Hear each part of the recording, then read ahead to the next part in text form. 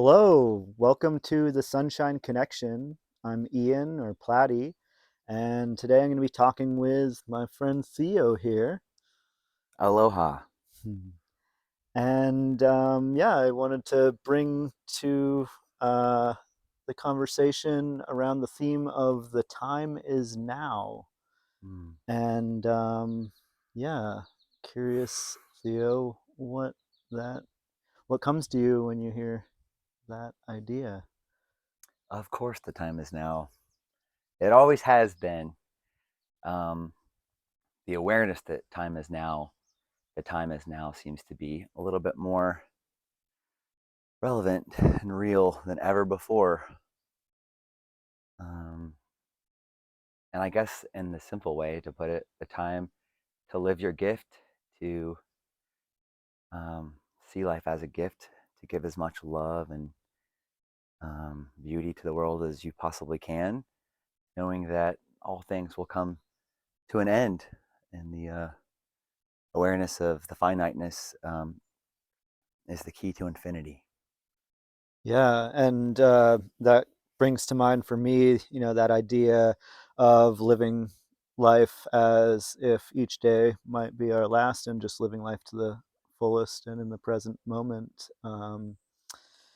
And yeah, I feel like a lot of the discernment of what I'm choosing to do or not do, even in just making this video together right now and talking about it is, well, we could put it off for when the timing's perfect, when it's sunny out, whatever the case may be, and keep putting things off on and on. Or we could just say, hey, let's just have a conversation together and see where it goes, and let's do it now and see where that takes us. And I'm finding for myself and all the experiences of life, when I jump in and do that, it feels much better, especially as I'm aligning whatever I'm saying yes to with my truth and what excites me and lightens me up and enlivens me.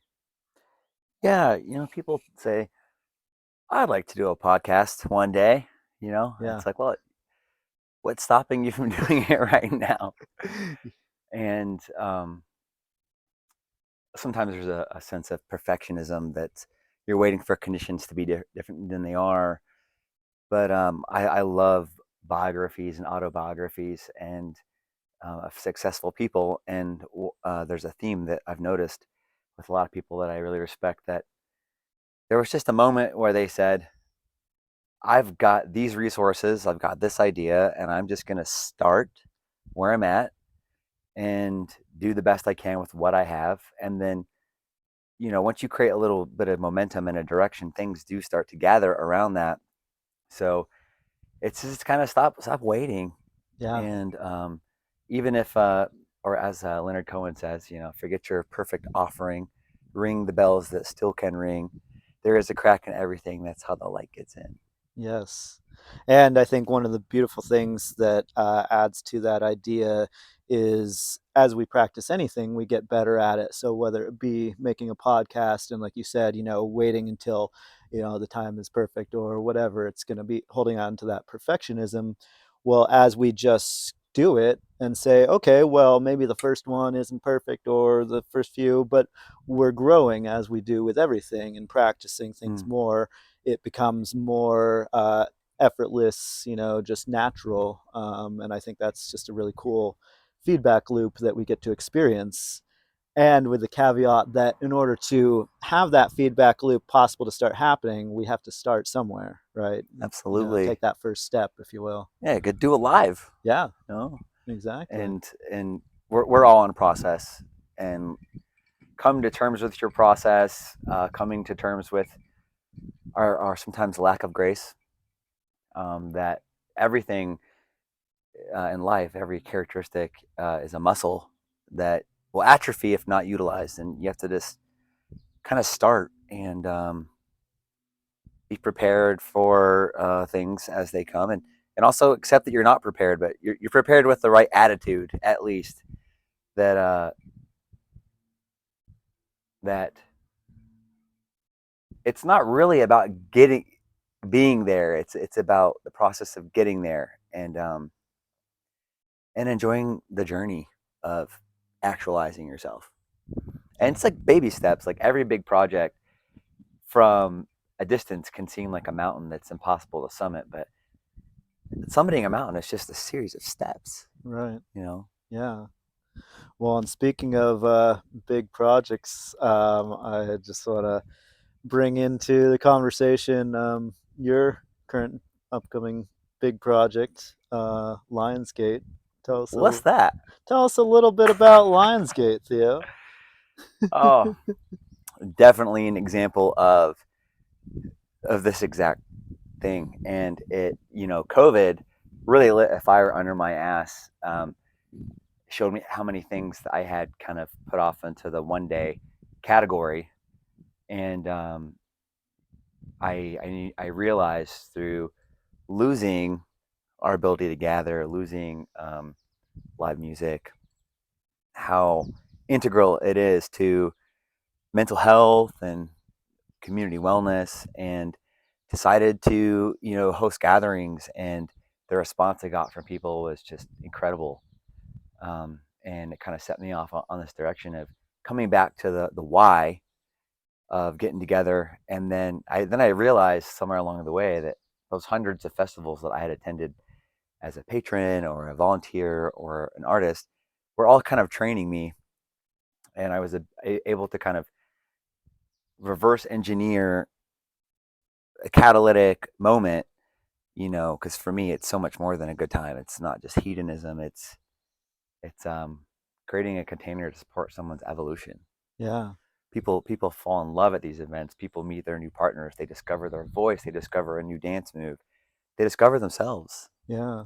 So Well, I wanted to jump into you were saying about the why. Why are we doing these things, and are they? To me, it comes to, are we aligning with our truths and our life's purpose, our soul's journey, yeah, all of those things. And it recently came to me of, especially in a lot of times when we're doing these things, whether it be, creating a village or creating a big gathering and having amazing things happen, but there can be seen as big endeavors, is people wondering the how. And I've gotten a lot of questions and various things around the how. And what I realized recently is the how for me isn't a priority. It's the what and the why. Why am I doing this? Why am I wanting to bring people together in connection for something bigger? Um, and that's the fuel that keeps me going, because the how is just going to come, and however it does, I can't plan out exactly how everything's going to happen. yeah, But when we focus on like a common goal, for example, well, why are we all coming together to do this gathering? right, What is the common goal? What's our intention? right. And then we can all say yes to creating the same thing. Hmm. And I think that's super powerful, and also can take out some of the doubt that we have, whether it be for ourselves, for what we're doing as a collective. Because I'm coming and saying, oh, cool, I love whatever you're doing, how can I help, because I have a similar vision. And we meet each other and figure out how to um, grow this experience together. Hmm. The yes and that we were talking about earlier that I Yeah. love from improv is, yes, Hmm. what you're creating is amazing, and how could I think, what are my truths that can add and support that? And then when we do that with, a couple of us, and then more and more, eventually we have, entire collective and gathering of people that Yeah. are creating this amazing experience together. Yeah. 100%. I just got a little flash in my mind of this scene from Indiana Jones and the Holy Grail, Mm-hmm. where he's in this temple, this dangerous temple that has all these initiations and tests, and one of them is the leap of faith moment where he's taking this first step over the chasm into oblivion, and then he realizes that there's this path there that he couldn't see that was kind of painted or made to disguise itself, and So like, and to draw a parallel in Indiana Jones, because I feel like in a way we all are the hero of our own story. That the why is he's trying to get to the Holy Grail. You know, Yeah. and for me, the Holy Grail is human connection in relationships and exploring our creativity together. So there's the why, and then the how is that moment of taking that step. Is that, yeah, the road does rise to meet you, Yeah. and you figure it out, and that's where the patience and the trust and the faith and the ungraceful moments come in. But when you're doing something for the right reasons, people can sense that, and it activates that part of them and kind of resonates with them. And then the amount of support that has come in synchronistically and spiritually to create this has just created such a deep well of belonging and collaboration that it's not one man, it's not about one man or one artist or one day or night or afternoon. It's like kind of a bath. We're coming to bathe in the goodness of being alive. Yeah. And so, yeah, there's a lot of moving parts around infrastructure, facilities, bathrooms, food, power, water, light, sound, art. And there's a formula to that, and everyone's got their own way of going about that based on what kind of experience you're trying to achieve. And then there's the human systems of leadership, different departments, delegation, collaboration. How are we all doing what makes us feel good about ourselves, like, staying in our lane and doing what we're qualified to do, and then trusting each other to kind of everyone will do their part. And with that, because I just need to shout out to my team, like everyone who's involved. I'll skip the names because there's too many. Um, but thank you so much for helping. And that my method is to choose the right person and then to let them do it, get out of their way. Yes. I do not get off on micromanaging. I'm trying to have a good time too. Love it. you And know, yeah, I mean, that's that empowerment, that we all have our unique gifts to share. And that's one of my favorite things. I did a mini festival years ago for my birthday.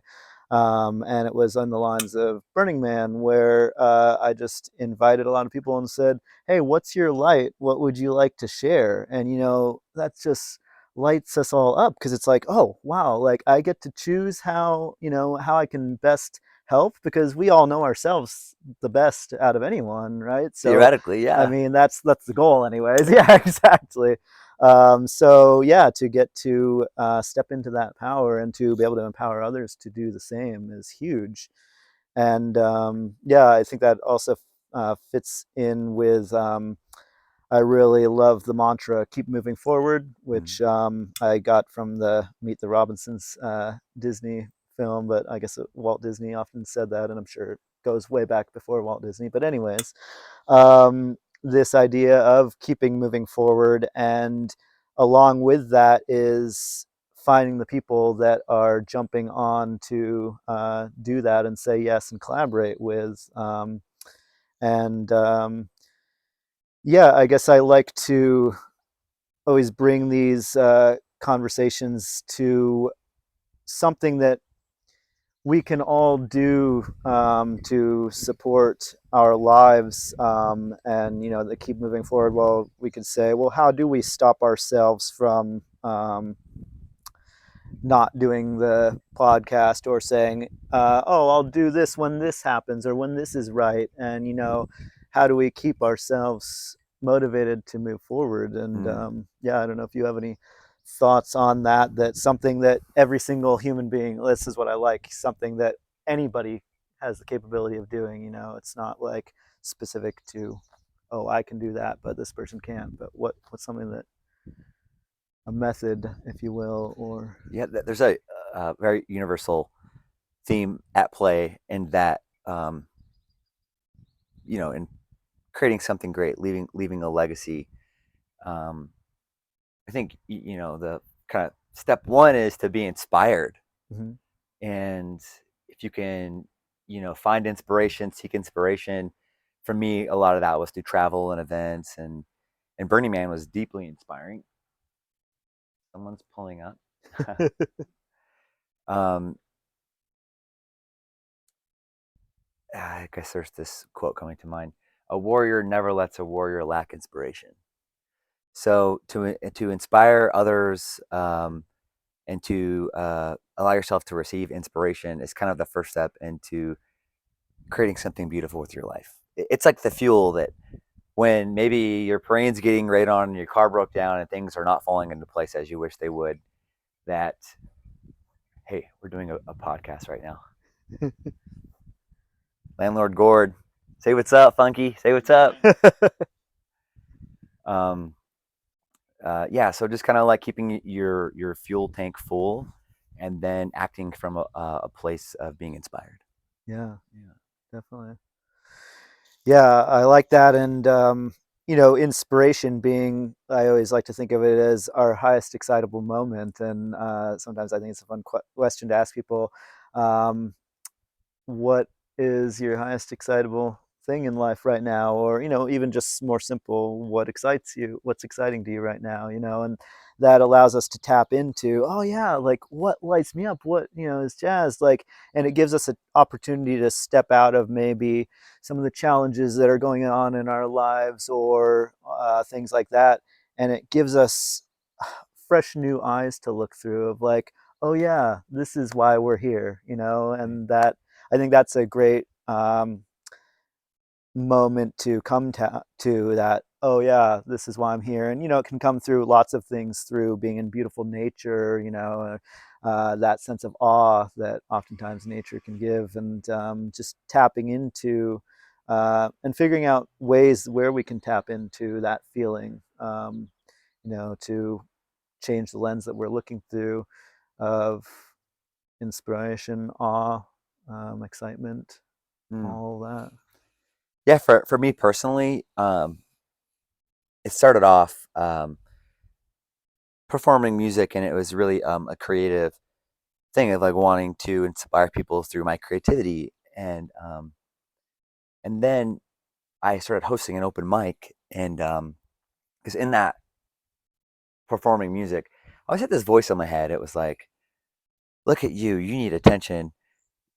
You need to be the center of attention, you little ham." And I always felt kind of guilty when You I was little on ham. stage.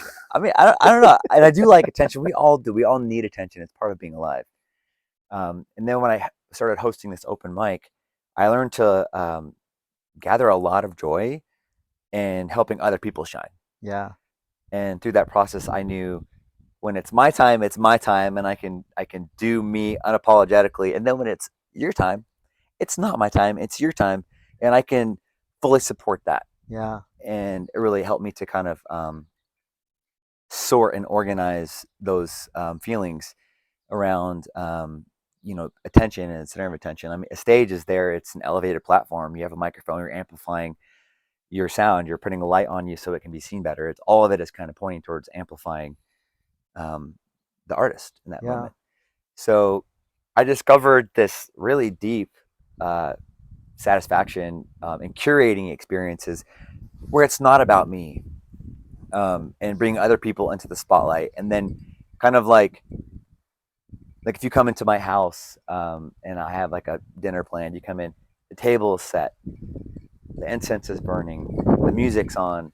It's like an experience through the senses where you're creating something good for someone. yeah, So it's kind of like a dinner party taken to a whole nother level where everywhere you look, there's something to inspire you, but not in a way of like, everyone sit back and watch this. It's more like, what can we do to get you involved? What can we do to turn the mic and the light and the spotlight back on each and every one of you, and to create this kind of like vortex of creative energy that's empowering, right. because everyone is an artist in some capacity or another. When people say I'm not creative, a little part of me just dies inside. I'm like, yes, you are. Like, Yes, yes, you can dance. Yes, you can sing. Yes, you can cook. right.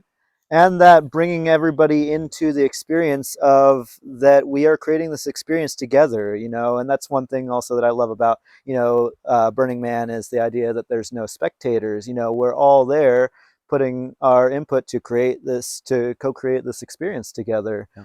um, and yeah, I wanted to go back to you saying I really resonate with the idea of shining light on others. I also love doing that. It's a huge part of what I enjoy. And I think that it also comes to ultimately that we're all reflections of each other and we're all one. And as you mentioned earlier, that we all want and need attention. And I think that that's a part of the thing of being human is that we all want to be seen. Yeah. That's an underlying current for humanity and Yeah. existence is that we're seen. And that's some of the times when the challenge comes up in our world of disconnection where we don't feel seen, whether it Yeah. be we don't I mean the common one is not being seen by our parents or something like that, or they did life differently and they don't see how we're trying to do it, et cetera, et cetera. And the irony being with all those things is that if we just see each other, then we will then be seen, and it all just happens. Like I see you and then you feel good and then you see me and it just flows. But we have to get to that step of being able to see each other first. And we can sometimes get caught up in our own lives that, we're not necessarily able to see or look at other people. And one practice that I'd love to share that I think is really powerful and simple and helpful. And again, back to what is something that any of us can do in any moment in time? Because I really find those universal practices to be really helpful. Is just to look into someone's eyes and say, I see you. Mm. Yeah, that's a really powerful thing to see and to hear people, because there's a whole spectrum. There's a whole person right there in front of you that has. Before you continue, I just want to make sure that you got that I see you. Thank you. Yeah, Thank you for seeing me. yeah, Thank you. Mm. Yeah. To be seen is incredibly powerful. Um,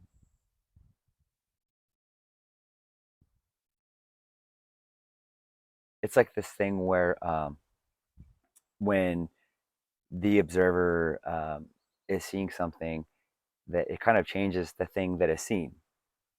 Um, and to see someone in their entirety, which was the point, is that there's a human being in front of you with a story yeah, and traumas and triumphs and all kinds of stuff. And the way that you're able to see and accept that person, that event, is in a way how you're able to see and accept yourself. yeah, So to see someone is, in a sense, an act of self love. yeah, You can't touch something without being touched. yeah, And we have this sometimes this recoil effect when something, because there's a lot of ugly things in the world and a lot of ugly things sometimes within ourselves where we want to recoil and just to shine the light of unconditional love and awareness on someone or something is very profound. yeah. And yeah, I love the practice, the saying that our eyes are the windows to our soul. And so I think it provides, I know that I've been in experiences with eye gazing in circles and people being at different levels of comfortability with that because, we generally don't just sit and stare into each other's eyes in this, society or our It's current day considered very world. rude to stare. Yeah. Um, and that with them being the windows to our soul, that we do have that instant connection if we are looking into each other's eyes to pause everything that's going on, out there in the world that we might be distracted by from this connection. And, Mm, as you said, this like kind of a reflection of ourselves. mm, and it's so easy to just drop into that. I mean, yes, maybe I mean, I've done a lot of it now, but at first it might feel uncomfortable, but like to drop in and see and feel seen in that, person seeing you back and looking into your eyes, I think is profound. And I really see how that then can extend to, even if we're not doing this physical practice of looking into each other's eyes, that again, anything that we practice becomes easier and easier and more into our everyday life and our being. Mm, So then we can start to see each other, when there's all these distractions and everything going on in the world and busyness and stuff,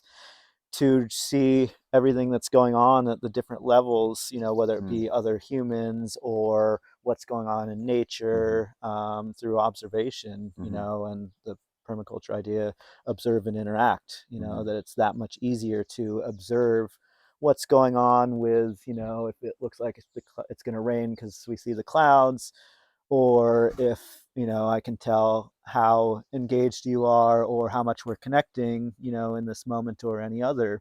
And that can go to, any kind of human connection. And if we're having a positive experience together, or if, someone wants to get out of a situation because they're very uncomfortable, and we can start more easily seeing that. yeah, yeah. Mm. But yeah, I don't know. We want to wrap things up with any thought, final You're thoughts you're around things. you're bringing up a lot of really amazing conversation. Each one of these could be a conversation in Tangents. itself. Oh, I'm all about tangents. Yes, we can Um, have a billion conversations. I think what that points to that I do want to kind of touch on, and Yeah, this might be a good point to kind of come full circle, yeah, is to allow yourself to be seen. Um, there's a vulnerability to that, and the eye contact specifically. yeah, You can see a lot of what's going on in someone, and it's incredibly courageous to be vulnerable, to be seen, truly, and through that renewal, that constant showing up for yourself and your authenticity, you're allowing people to see the real you, and then you can build relationships based on um, who you really are, because we're taught in so many ways to conform, comply, and to please. And there's nothing wrong with making someone happy, but it shouldn't come at the expense of um, denying yourself. yeah, There's got to be a balance you can strike there. definitely. So And I guess on, it's around establishing healthy relationships that are you, that are yeah, who you are, and then that's a two-way street. definitely. Right. And that's what I was going to say, on that discernment of, we set up these walls to protect ourselves, from vulnerability, because you might open a door and, many people, all of us, I would say, in the human existence have at some point or other been hurt, by the actions or words of others. And so we put up those barriers and those walls to protect Right. ourselves from that. I mean, it's the idea of, a broken heart and will you ever love again, is we also have the option to just continue full open with love, but be a little more discerning, Yeah. of taking care of ourselves, and if something comes up that doesn't feel right, knowing, okay, well, we're going to set our boundaries, Yeah. on that. And I think that's a huge theme that's being asked in our collective now, is around boundary setting, Yeah. and taking care of ourselves, while at the still same time, still, as you said, keeping it as a two-way street where we are still letting the love and connection in. And that's back Right. to that discernment piece. And I love the saying, using our emotions as our compass. So does something feel good or not? Well, if something feels good and a connection or a relationship feels good, I'm going to keep, those doors open to continue that. Mm. And, if something doesn't feel good, well, do we close those doors? Do we meet somewhere part way, like saying, hey, Theo, like, our relationship's been great and it's felt really good, but what you just said to me or what you just did doesn't feel good, and, can we do it differently so that we can keep those doors open of connection and love Yeah. that we've been feeling? And I think that's super important, because it could be easy to just, if someone hurts us, just close the door completely, Right. black or white, and it doesn't need to be that way. And actually, Agreed. That yeah. that that that rejection and kind of points a little bit towards canceling and things like that. That everything in its place and everything in its time. Where sometimes we in our naivety of youth and experience, we sometimes get the orbits crossed, and we bring someone to our inner circle and learn after the fact that it wasn't really a good fit or a good match in some way. And then we have to kind of, through boundaries, kind of rearrange the proximity Hmm. with that person. Because I think, in a way, we are in relationship with the entire planet in some way or another. So there's room for everyone to exist together. It doesn't mean you're everyone's best friend. Right. So yeah, it's just kind of an awareness around compatibility, an awareness around values, and if everything is trust, or if everything is relationships, then um, trust is, in a sense, the currency of relationships. So pearls before swine, like investing your time and your energy and your love in a good way, and that is very much a learning process, and one that can be very painful. Yeah. And we get knocked off the horse, and we say, "I'll never love again." Yeah. And somewhere, somehow, you find, you go back to the inspiration again. You find a reason to continue letting love happen, Yeah. and you get good at dusting yourself off. Yeah. You Definitely. know, And keeping moving forward. and keep moving forward, and then you realize there's like a metamorphosis thing. And actually, I brought this beautiful tree over Oh, here. yes. This is the first house plant that I've named. Wow. I named this house plant Groot. Groot. Groot, Okay. from one of my favorite movies, at least the first one, Guardians of the Galaxy. There's this tree man, and so this is my beautiful Can we, tree. you mind if I just put Groot up a little bit so we can all. Please. Yeah. This beautiful tree was like this big, and in the spring, I uh, I brought it out here to live because, like, it's inside, and I thought it could use some wind and some sunshine and maybe even some rain, and it was thriving. And then we had a cold snap, Mm, and I was over there in the yard, and I looked over at this plant, and all of the leaves were dead. And I go, "Oh no, I left it out, and it got below freezing, and I killed the plant." And I was just so sad. I've had this plant for years. I love this plant. I love plants. And I was very sad. And then I was like, I guess I should just go throw it away or whatever. And then by the time I got to the plant, I looked, and there was a little tiny green coming out of one of these cracks. And I said, maybe there's life after death. yeah. And I ended up having to trim all the dead matter, which was almost all of it. But somewhere in the roots, Hmm. there was the possibility of a rebirth. And and now this tree is nowhere near the size as it was, but the roots are intact, Yeah. and it's coming back so beautifully. And this is like a reminder to me of to be aware of, learn to appreciate, and then navigate with grace the process of death, Yeah. trimming back the dead matter that no longer serves, and then trusting that somewhere deep down inside there is a green bud that is reaching out again for Yes. another opportunity to metabolize its environment, and that with the right kind of support and patience, that Yeah. we too can be Definitely. reborn. Yeah, and a big metaphor that I just got from your story is getting back to our roots. And yeah, that, like you said, you took off the rest of the plants, but it had a rebirth from the roots, and the feeling that that's what we're here doing in humanity, and getting back to our roots of connection with the earth, with each other, Mm. with ourselves, and all the things that support life, and going from there. Um, and yeah, to just bring it back full circle, back to the original prompt that we were playing with, is the time is now. And yeah, if you have any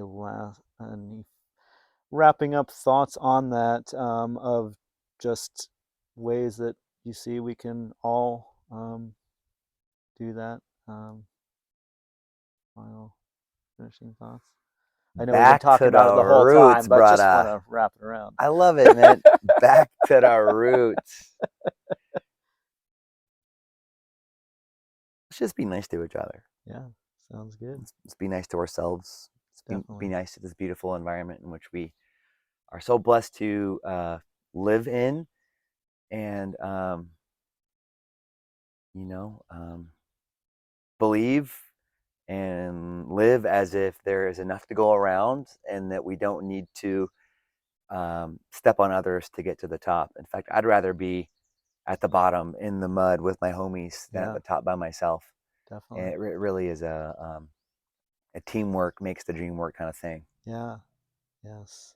And yeah, I think the last thoughts that I would add and related to teamwork makes the dream work is finding the people that are saying yes to our truths and our dreams. Because as I'm sure we've all felt, getting squashed down for our ideas. And I was telling you earlier, just the quick truncation of the story of Buddha and the gift of worry, and you can replace worry with anything. But more or less, the story being that someone came to offer Buddha worry, and he said, "Thank you, but I don't want your gift of worry." And these people that worry for, these our dreams and these things that we're trying to create, it's most likely best intentioned. Like they are just concerned, like that they want the best for us, and they see things in the world that might be challenges on that. So they're expressing their concern, and Hmm. ultimately we can see that that is an expression of love that they're Hmm. offering to us. Hmm. And moving forward to align, say thank you, but no thank you.